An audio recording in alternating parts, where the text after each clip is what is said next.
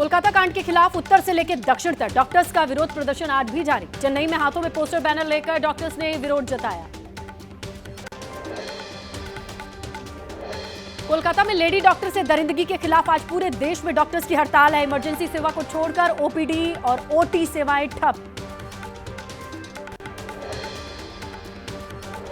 कल सुबह 6 बजे तक आईएमए की हड़ताल। केवल जरूरी और इमरजेंसी वार्ड हड़ताल से बाहर। डॉक्टर्स की सुरक्षा के लिए केंद्रीय प्रोटेक्शन एक्ट लागू कराने की मांग।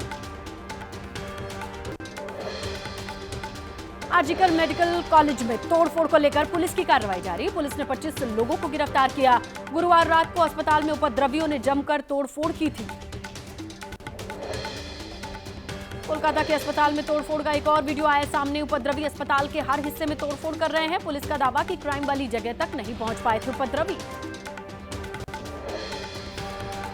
कोलकाता रेप मर्डर मामले में सीबीआई की जांच तेज। सूत्रों के मुताबिक पीड़ित परिवार के बयान के आधार पर पूर्व प्रिंसिपल से सवाल हुए। अस्पताल प्रशासन के मीडिया को दिए गए बयान का आधार पूछा गया। सीबीआई की जांच का दायरा बढ़ा। वारदात के वक्त अस्पताल में तैनात गार्ड से सीबीआई ने पूछताछ की। आरजीकर अस्पताल में 13 कर्मचारियों को कोलकाता ऑफिस ले आई थी सीबीआई। सीबीआई ने पीड़ित परिवार सहित 10 से ज्यादा लोगों के बयान लिए। सूत्रों के मुताबिक सीबीआई ने पूछताछ के लिए बनाई 30 से 35 लोगों की लिस्ट। जांच के रडार पर कोलकाता पुलिस के भी लोग। कोलकाता मामले के आरोपी संजय रॉय की बहन ने कहा उसे अपराध की सजा मिलनी चाहिए। सबसे बड़ा दुख आखिरकार इतना गंदा काम भाई ने किया क्यों? सरकार जो भी सजा देगी मंजूर। कोलकाता रेप मर्डर मामले में सियासत जारी है। ममता बनर्जी ने आरोप लगाया कि सीपीएम बीजेपी ने अस्पताल में तोड़फोड़ की। सोशल मीडिया पर फर्जी खबरें फैलाकर सच छिपाया। पीड़िता को मिले न्याय। बीजेपी नेता स्मृति ईरानी का दावा अस्पताल में हमला साक्ष्य को मिटाने की वजह से किया गया। क्या अस्पताल में किसी ने नहीं सुनी पीड़िता की आवाज? निर्भया की घटना के बाद सख्त किया गया कानून। फिर पटरी से उतरी ट्रेन। कानपुर के पास Sabarmati express derail. Engine driver के बोल्डर से टकराने के दावे के बाद साजिश के एंगल से जांच। रेल मंत्री बोले आईबी और यूपी पुलिस तफ्तीश में जुटी।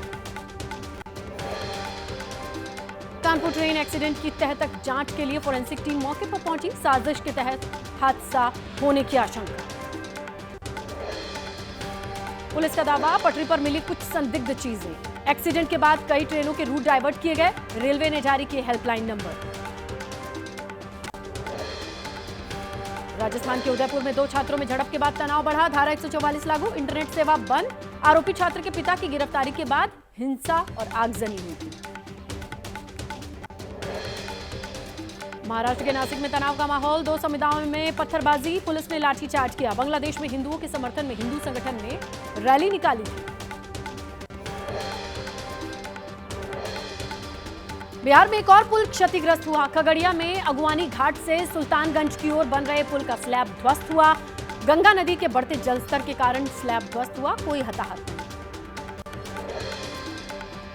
दिल्ली के कई हिस्सों में बाढ़ से हाहाकार। आज भी हरियाणा, राजस्थान, छत्तीसगढ़ के कई इलाकों में हो सकती है भारी बारिश।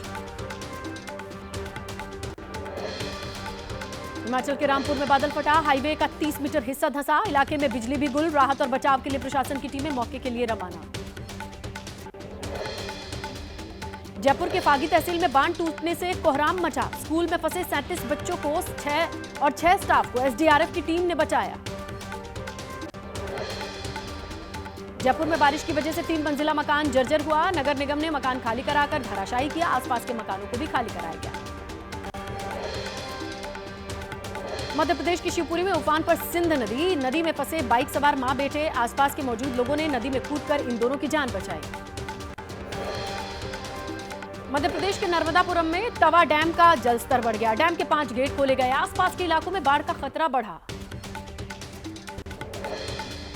हिमाचल प्रदेश के किन्नौर के निगुलसरी में हाईवे धंसा।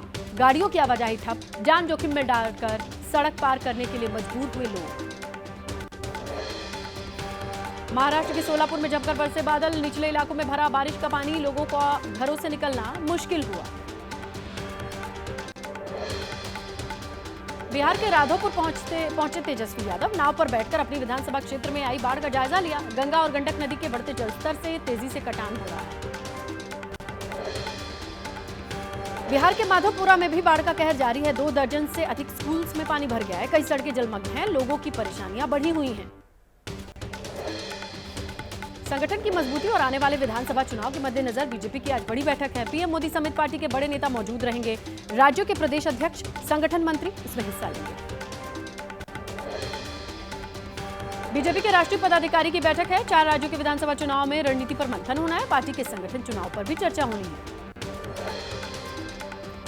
कल देर रात तक चली बीजेपी अध्यक्ष जेपी नड्डा के घर पर बीजेपी की बड़ी मीटिंग। राष्ट्रीय महासचिव के साथ पार्टी के अध्यक्षों ने संगठन को लेकर बातचीत की। हरियाणा चुनाव को लेकर के पीएम मोदी की अगुवाई में बीजेपी की कल अहम बैठक। राजनाथ सिंह, अमित शाह, जेपी नड्डा, मनोहर लाल खट्टर इस मीटिंग में शामिल हुए थे। विधानसभा चुनाव से पहले कांग्रेस में बड़ा फेरबदल। केशव महतो, कमलेश को झारखंड तो तारिक हमीद कर्रा को बनाया गया जम्मू कश्मीर का प्रदेश अध्यक्ष। महाराष्ट्र कांग्रेस में भी बदलाव हुआ है। मुस्लिम चेहरे को अहम जिम्मेदारी दी गई। सैयद मुजफ्फर हुसैन बनाए गए प्रदेश कार्यकारी अध्यक्ष तो बाला साहेब थोर्राट बनाए गए सीडब्ल्यूसी के मेंबर। हरियाणा में एक ही चरण में चुनाव होना है। चुनाव आयोग ने विधानसभा चुनाव की तारीखों का ऐलान किया। 1 अक्टूबर को वोटिंग, 4 अक्टूबर को काउंटिंग।